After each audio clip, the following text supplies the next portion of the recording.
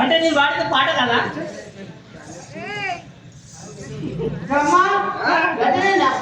ఇంకెట్లా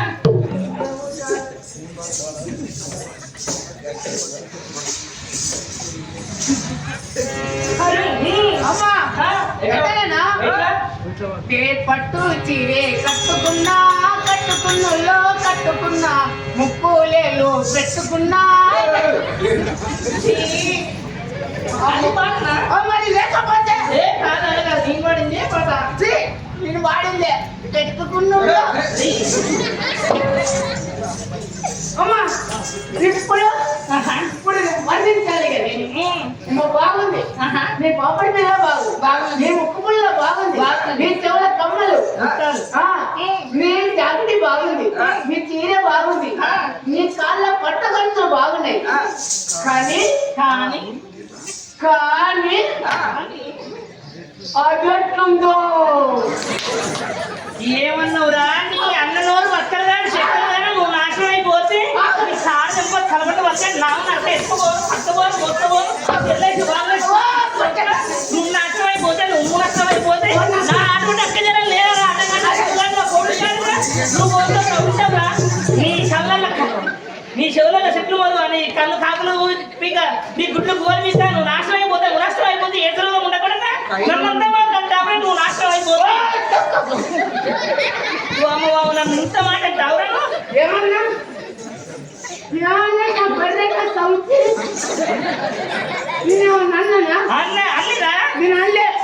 ఆడపిల్లలతో అనొచ్చే మాట అంటే అది సమరం అనిపిస్తుంది అనరాని మాట అంటే అతి కోపడగా తప్పని తప్పున్నానా వివరించు కాదమ్మా నువ్వు చాలా అందంగా ఉన్నావు కానీ కానీ నీ గుణము ఎట్లున్నదో అని అంటున్నా ఇది తప్ప అలా అన్నావా మరి లేకపోతే అయ్యో నేనే పొరపాటు కాలేదు చేతులు చెల్లబోను నీ కాళ్ళు బస్సులబోను నిన్ను తీసుకుపోయి 3 వారాలు మా తాతయ్య మంచిది కాదు ఏ తాతయ్య అనేది అంటుంది గుర్తుంది మన తాతయ్య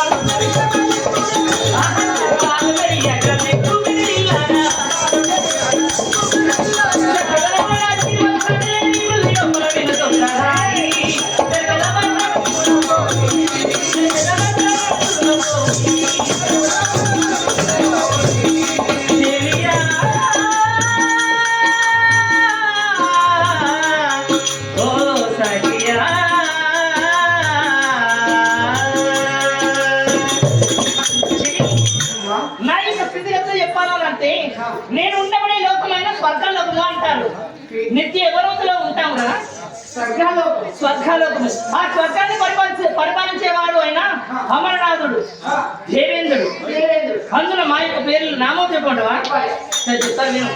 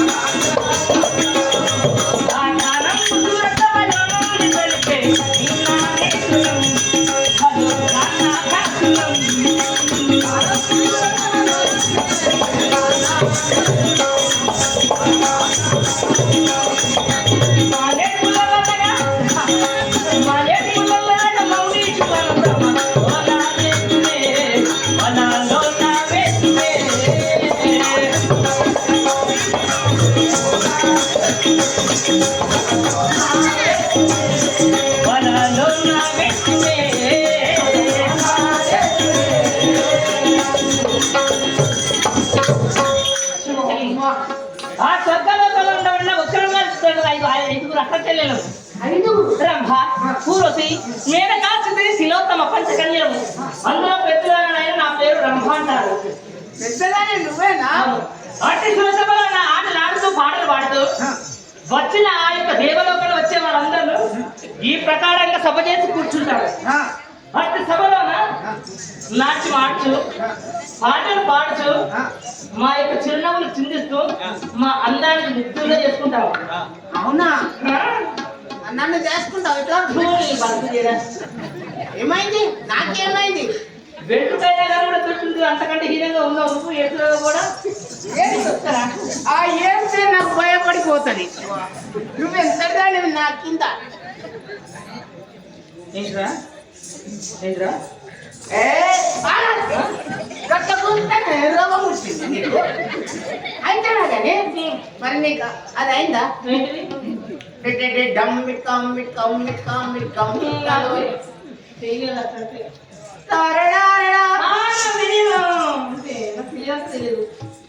లగ్గమైందా? పెళ్ళి పిచ్చి పెళ్ళి చీలే పాట నాకు పరవ షికారు నాకు పెళ్ళక నచ్చదు. అందమైన మగవాడు ఎవరైనా కనపడితే చాలు. ఒకవేళ కనుక పేదవాడైందనుకో, ఆ పేదవాడిని నేను వచ్చాననుకో, డబ్బున్నవాడు ఆడదని అందడానికి కాసోకం. వాడు డబ్బులు పట్టుకొచ్చాననుకో, వాళ్ళ దగ్గర డబ్బులు తీసుకొని నన్ను ముట్టుకునేసరికి వాడి ఆస్తిని మొత్తం కొలగొట్టి నేను మెచ్చినోనికి పథకాలన్నీ ఇస్తాను. బంగారం వచ్చిన వైడూర్య గోవేదిక పుష్కాలన్నీ పోసి వానికి ఇష్టమైన ప్రేమను అందించి వాడిని సుఖపెట్టు, నేను సుఖపడతాను. నా పానం కూడా గట్టిగా అంటాను. ఆకాశం ఉంది, ఆకాశంలో మేఘం ఉంది, మేఘం వెనుక రాగం ఉంది, రాగం నింగిని కలిగించింది, కడిగే నింగి చిలికయింది, చిలికే చిలపడ పాటయింది, చిలపడ పాడే తాకింది, ఇలా చిలికలవాలే చిత్తయింది.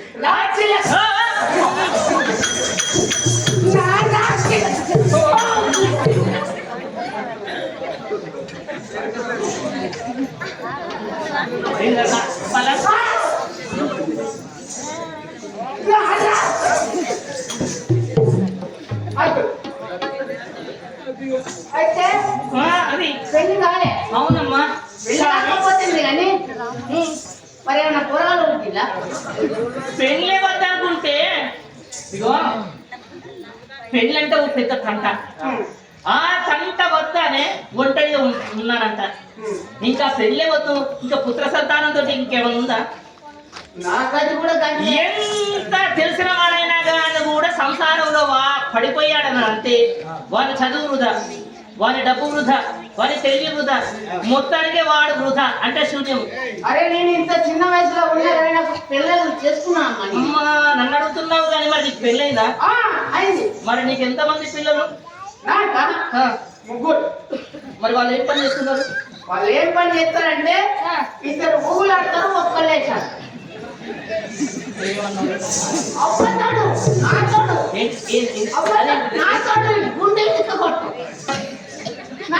మరి అన్న మాట ఏంటిది?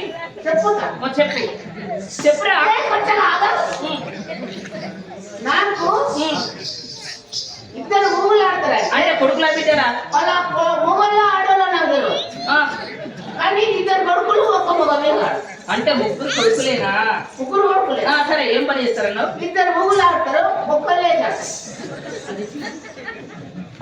నిజమే. ఆడమ్మా అక్కడ కొట్టకు ఆడవాళ్ళు ఉంటుంది. అయితే ఇద్దరు కొడుకులు అంటే ఇద్దరు ఊళ్ళాడతారంటే ఇద్దరు కమలా పిల్లలు ఆహా. వాళ్ళని తొట్టెల బండ పెట్టి ఊపిందనుకో వాళ్ళు ఊగుతూనే ఉంటారు. అవును కవల పిల్లలు. ఒక నా జ్యేష్ఠ పుత్రుడు నా పెద్ద కొడుకు. నీ పెద్ద కొడుకు నాకంటే 6 నెలలు పెద్ద. ఇదేంటిరా? అదే నాకు తెలియదు. దాని అర్థం ఎట్లా? అదే నా పెళ్లి కాకముందు నా పెళ్ళని పుట్టిందట. చాలు వాడు తల్లి కాదు వాడు కాదే నాకే అలవాటు. అదేట్లరా? నేను ఎక్కడికన్నా ఓని నా ఎక్కడాస్తాడు గంత దూరం ఎందుకు ఈ దుకాణం ఓని రాదు పోతే పోతే నా వెనక వాడు చిన్నగా వచ్చి ఓ డాడే అప్పటింటున్నా తప్పులే మళ్ళా కొద్దిగా దగ్గరికి వచ్చి ఉంటాడా? ఉంటాడు. ఓ డాడే కూర తింటున్నా అంటే తప్పులే ఏం చేస్తావు? కోపడికి వచ్చి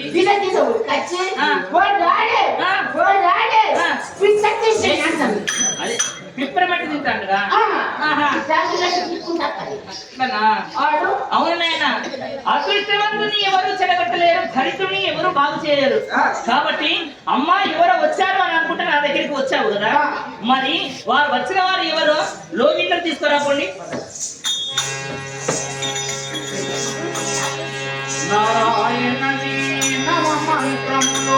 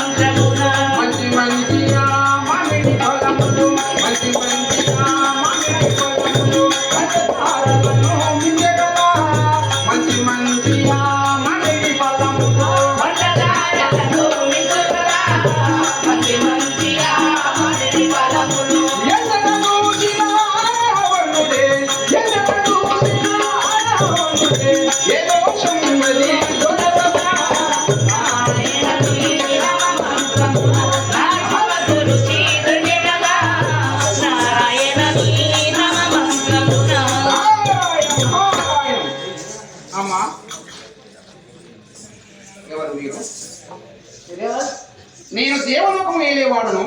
మా తండ్రి బ్రహ్మదేవుడు, మా తల్లి భారతి, మా అన్న శనేశ్వరుడు. నా పేరు దేవ నారద బ్రహ్మ అంటారురా. నేనే అన్నిటి నడిపించేవాడి సృష్టికర్త నేనే. ఏం చెప్తావు నువ్వు? నేను మునేశ్వరుడు అంటారు. అదే ఏం పని చెప్తావు? నేనా కొద్దిగా లేస్తే అయ్య నామస్మరణ చేసుకుంటూ ఆ దేవుని భజనలోనే ఉంటానురా. దేవుని భజనలో ఉంటావా లేకుంటే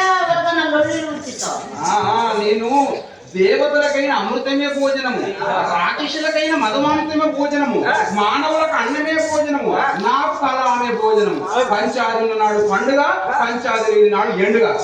నాకు ఎప్పుడన్నా ఒక్కసారి గర్భశుద్ధి వచ్చిందనుకో, నీలాంటి వాడిని ఒక్కరిని చూస్తా బిడ్డ, నీలాంటి వాడిని ఒక్కరిని చూస్తా. నీ మీద వానికి సాటిని చెప్తా, వాని మీద సాటిని చెప్తా. మీరు ఇద్దరు పంచాది పెట్టుకుని ఎవడన్నా ఒకటి చచ్చిపోతే నా గర్భ సృష్టి పోతుందిగా. పుణ్యాత్మునిరా నేను. అలాంటి వాడు ఊరికి అక్కడ ఉండాలి. నా పాదం పుణ్య పాదం. మీ రాణి ఉన్నదా? తొందరగా రమ్మా. నారదుడు వచ్చాడా? నారదు మహర్షులు తదుపరి కాదు, తదుపరి ఇప్పుడు వలదు. చెప్పినప్పుడే చేయాలి, చెప్పినప్పుడు చేయకూడదు.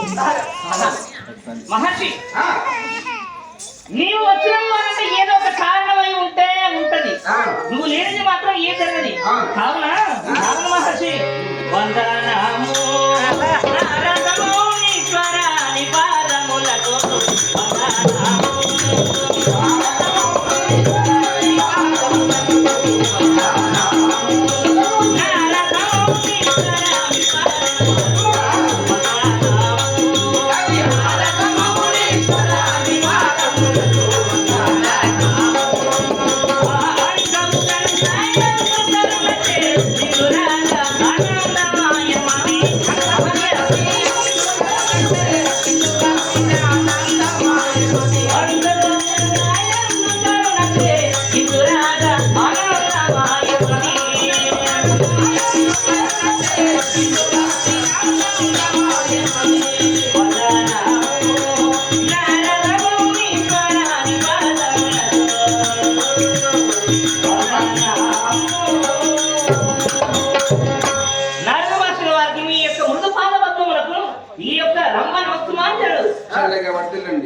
దీర్ఘరస్తు ఆహా కళ్యాణమస్తు. శివ శివ ఇదేంటి అందుకే వచ్చానమ్మా. అయ్యా నువ్వు తెలిసి మాట్లాడుతున్నావా తెలియక మాట్లాడుతున్నావా మహనీయ తమకేమి తెలియనిదేమున్నది అంతగా స్వామి తమకేమి తెలియనిదేమున్నది అంతగా తెలియనిదేమున్నది అంతగా స్వామి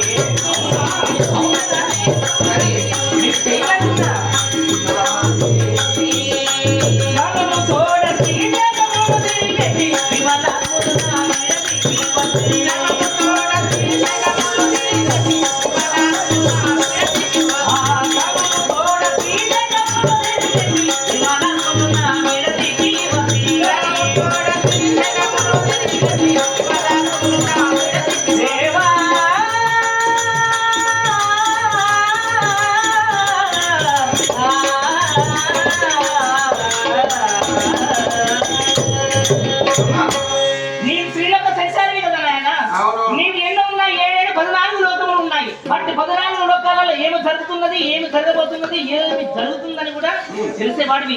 కానీ ఈ యొక్క దేవరంగము ఈ లోకంలో నాట్యం ఆడుతూ అందరిని సంతోష పెట్టేదాన్ని కానీ నాకు వివాహం అనేది ఉన్నదా? పెళ్లి లేదా కానీ నీకంటే చిన్నోళ్ళు పెళ్లి చేసుకుంటారు, నీకంటే పెద్దోళ్ళు పెళ్లి చేసుకుంటారు. ఇంకా ఎన్ని రోజుల దాకా తిట్టుకుంటావమ్మా నీవు? నిజమే తాత. అవును, నాకంటే చిన్నవాళ్ళు నిజంగానే పెళ్లి చేస్తున్నారు. అవును, నాకంటే పెద్దవాళ్ళు కూడా పెళ్లి చేస్తున్నారు, పెళ్లి అవుతున్నారు. కానీ నాకు కూడా లగ్నమయ్యే యోగం ఉన్నది కదా. నీకు కూడా పెళ్లి అయ్యకుండా నీకు తగ్గ వరుణ్ణి చూసి వచ్చావా? నా మాట పట్టుకుంటే ఇల్లు పెడుతుంది, 10 రూపాయలు పడుతుంది. రోజు మాట్లాడితే రోజు మాట్లాడుకుంటుంది. అందుకే నా మాట పట్టుకో. ఇక్కడి దగ్గర ఎవరో తెలుసునా? అతను అప్రముడునా నకులుని కుమారుడైన రంపాల మహారాజు. అతనికి లగ్నమైంది నాగమైంది కాలేదు. నీకు తగ్గట్టుగా ఉంటాడు. నీ తెలివి ఉంటే, నీ ధైర్యం ఉంటే నువ్వు మారు వేషాలు పోయి వాళ్ళిద్దరికి విడబాటు చేసి భార్య భర్తలకు ఆ పిల్లవాడిని తీసుకొచ్చుకొని పెళ్లి చేసుకోకు. అంటే మా ఇద్దరికి ఏ ప్రకారంగా తెలుస్తుంది తాత? అతని పేరు రంపాల మహారాజు, నీ పేరు రంభ. మీ ఇద్దరు పేర్లు కూడా కలిపి మీ ఇద్దరు ఇంత బాగున్నది. బాగలేదా? పెళ్ళైంది కానీ నాగబెల్లి కాలేదు కదా. ఏం నాగబెల్లి కాకపోతే ఎంతేనా తాత? నాకు మాయలు తెలియదా? నాకు మచ్చలు తెలియదా తాత? నేను పోయేస్తా. చేస్తా తాత. ఆడవారిని ఒక్కసారి కనుక ముందు మాట ఇచ్చి ముందడుగు వేసామి అంటే ప్రాణమైన వదులుకుంటానే గాని అడుగు ఎంత తీసేవారు కాదు, మాట తప్పేవారు అంతకన్నా కాదు. వెళ్ళి వస్తాను. సరే తాతయ్య.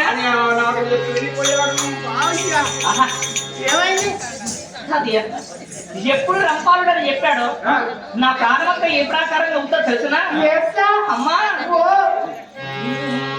బమరు బరువాయనమ్మ బమరు బరువాయనమ్మ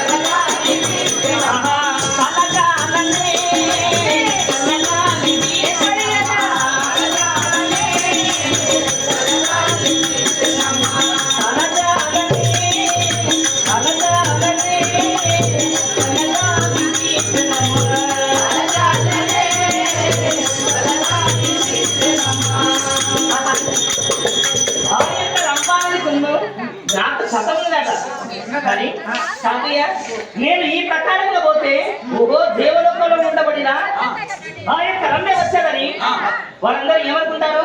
ఓ రమ్మ వచ్చాది అని నేను ఏ పని చేసినా కానీ కూడా పాటలు గుర్తుపట్టారు. కాబట్టి అరే నేను ఒక మాయవత్వం కలుకొని నేను నా యొక్క రమ్మ వేషము కూడా మార్చి ఎరుకల వేషము నేను కట్టేనా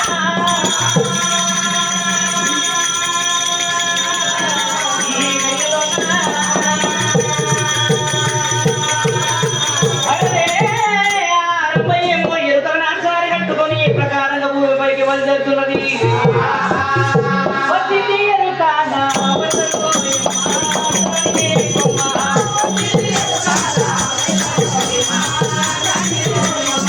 వచ్చింది ఎరుకాన